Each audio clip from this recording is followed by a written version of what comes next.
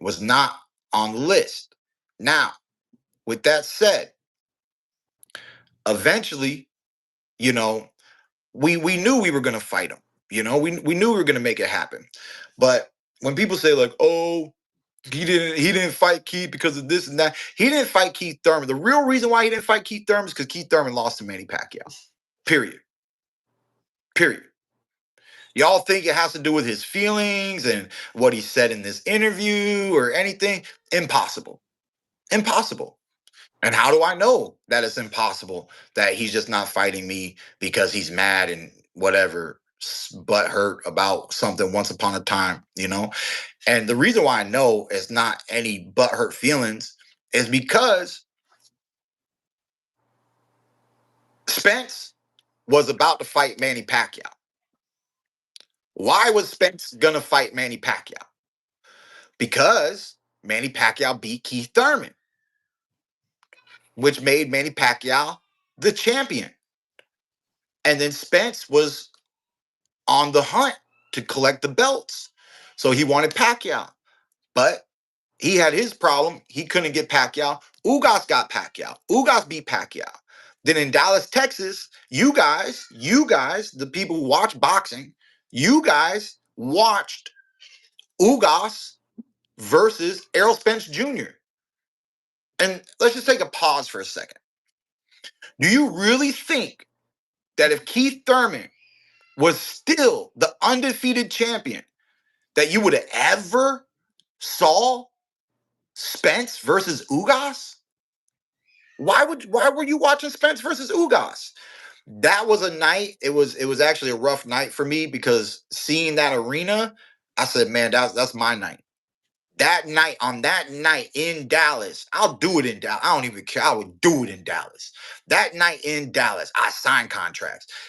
It should have been Thurman versus Spence. If you want to know when it should have really happened on the timeline, that's when it should have happened, right? I mean, obviously, when he fought Pacquiao and I beat Pacquiao, it would have been Thurman Spence right then, right?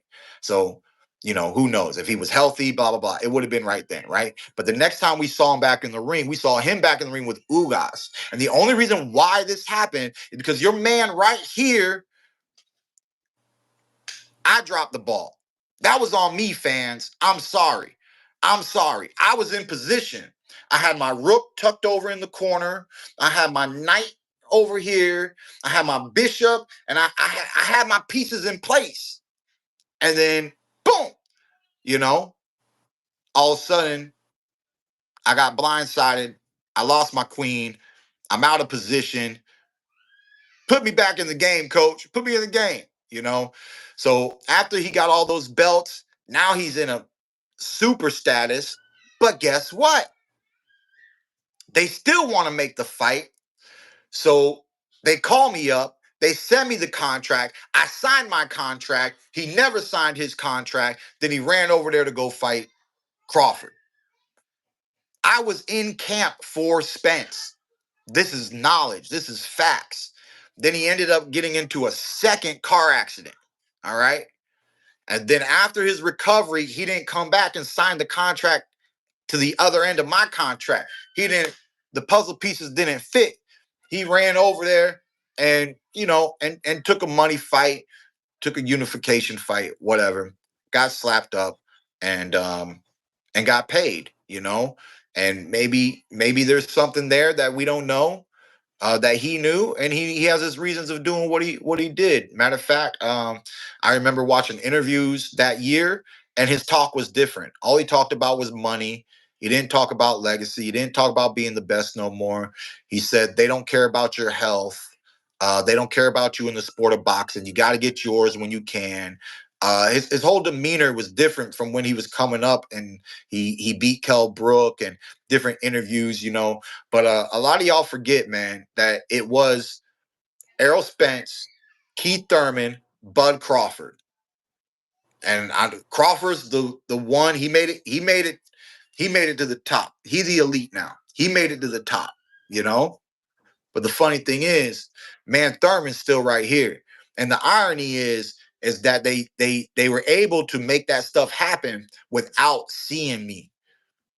They made themselves elites without seeing one time. I don't care, man. I always said I'm not afraid to go. If you can beat me, beat me. But I'm not worried about that. But for our generation, for Bud and Spence, and for that to make the undisputed, for either one of them to become undisputed with neither one of them fighting Keith one time Thurman, it just felt like something's missing. It's not just because I am Keith one time Thurman. I'm just talking about from a timeline, from what we had in that generation and what coulda, shoulda manifested but didn't. So that's boxing, people. That's boxing. And to double on that, right? Just listening to Crawford and Canelo talk about resumes, and to hear like Bomac saying that you was already a harder fight, and then now they're like, who you fought? They're not even mentioning Spence. They're mentioning Ricky Burns. Kind of like what you're saying. Do you feel like that's kind of like what the public is kind of seeing now as well? Bomac, you talking about on Bud's side? Yeah, I remember when the fight was coming into fruition, and then he was saying, I think Keith Thurman's a tougher fight than Spence. Nothing new to me, man. But that's what I'm saying. You got chess pieces, you got timing. There are times where you can overstep, you can wiggle around, and just do what you want to do. And once he became undisputed, two divisional undisputed, he had a very powerful status. Floyd is out, and it's like Bud is like, that new upper echelon. And yeah, you know, you don't really need to see me, but I told Bud, I DM'd him actually. I DM'd him recently. He knows it. You know what I'm saying? I said, hey man, if Crawford pulls out, I'm here. If anything happens, no, anything happens to Canelo, Bud, I'm here. Just let me know. You know, he LOL'd it, and he said we good, pimp, we good. He's like we good, we got this. But I just put it in his DMs, man. Hey man, last minute anything happened, baby. I can make 168, baby. You know what I'm saying? Anything happened, baby. I'll be there in a week or two. You catch me in a week or two. I'll be right there for you, baby. But yeah, that would just be clowning with my mans and stuff, man. We go back from the amateurs, man. I love these people, man. I love these fighters, man. It's like there's a certain handful that we grew up in the tournaments together, bro. Back in the day when we was fighting for trophies and fighting for amateur status, and we just wanted to make our mommies and our daddies proud, and and we was just grinding, man, and really sharpening our skills and our craft. And a lot of us, man, a lot of great talent. Not everybody makes it to the top. Tremendous talent. Not everybody makes it to the top, man. I'm very fortunate. I'm very fortunate to have had the career that I've had, man. And that's why, I got way more love for the game than I got hate for the game. There's a lot of things to dislike in boxing, but my love for the sport, it oversees any negativities that come my way, from the fans, from the industry, not getting fights that you want. I still love boxing. I still love the life that I live, and I'm still very grateful and fortunate, to be in this sport. To have a voice that's respected. When I'm commentating and different things, I've done it. I've done a lot, but to me, historically, not De La Hoya, Ali, Ali, Sugar Ray Leonard, a lot of great champions. They had some time, then they were off, and then they came back and became champions again.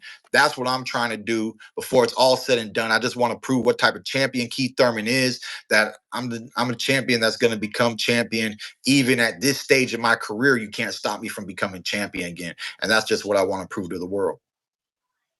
Speaking of the greats, we've seen Floyd Mayweather trolling Roy Jones on